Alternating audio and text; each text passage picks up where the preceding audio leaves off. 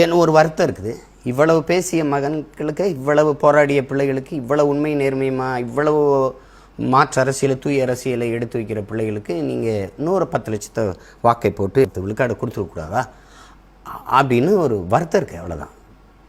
நான் வந்து உள்ளே போகணுன்னா அதில் எனக்கு உளவே உளமாற எனக்கு அதில் ஒன்றும் விருப்பம் இல்லை. அதில் ஒரு ஆள் போய் நம்ம ஒன்றும் செய்ய போகிறதில்ல. நாட்டை வெல்லாமல் 2-3 சீட்டை வந்து நம்ம ஒன்றும் செய்ய போகிறதில்ல. ஆனாலும் போயிருக்கலாம். மக்களின் குரலாக, ஒட்டுமொத்த தமிழ் சமூகத்தின் குரலாக நாம் உள்ள பேசியிருந்திருக்கலாம். அது வாய்ப்பு வரல. அது நம்முடைய தோல்வி இல்லை, அது மக்களின் தோல்வி தான். அதுக்கு ஒன்றும் நீங்கள் கவலைப்பட வேண்டியதில்லை. ஆனால் என் பிள்ளைகளுடைய உழைப்பு அசாத்தியமானது.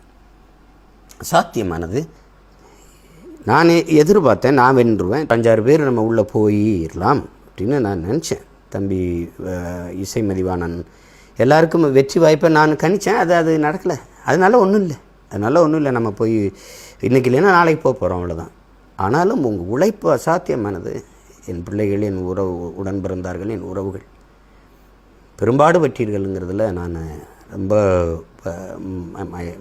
மகிழ்வோடு அதை பகிர்ந்துக்கிறேன். இன்னும் கவலைப்படாதீங்க. இன்னும் 10 ஆண்டுகள் கூட நம்ம போராடுவோம்.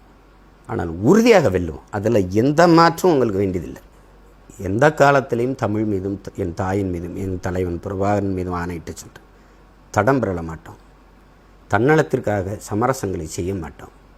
எவருக்காகவும் எதுக்காகவும் பதவிக்காக, அற்ப பணத்திற்காக போயிட்டு சமரசம் செஞ்சுட்டு செய்ய மாட்டோம். அதில் வந்து எந்த சமரசமும் எங்களுக்கு இல்லை, நமக்கு இல்லை. நம்ம அதை செய்ய போகிறது இல்லை. நமக்கு அப்படி ஒரு வெற்றி தேவையும் இல்லை. நம்ம முழுக்க மக்களை நம்புகிறோம். 100 விழுக்காடு நம்புகிறோம். மக்கள் நம்மளை நம்புகிற வரை ஐயா குணங்குடி கனிபா அவர்கள் வந்து அவர் விடுதலைக்காக நான் போராடினேன். அவர் விடுதலை பெற்று வந்த பிறகு என்னை வீட்டில் வந்து சந்தித்து ஒரு வார்த்தை சொன்னாங்க.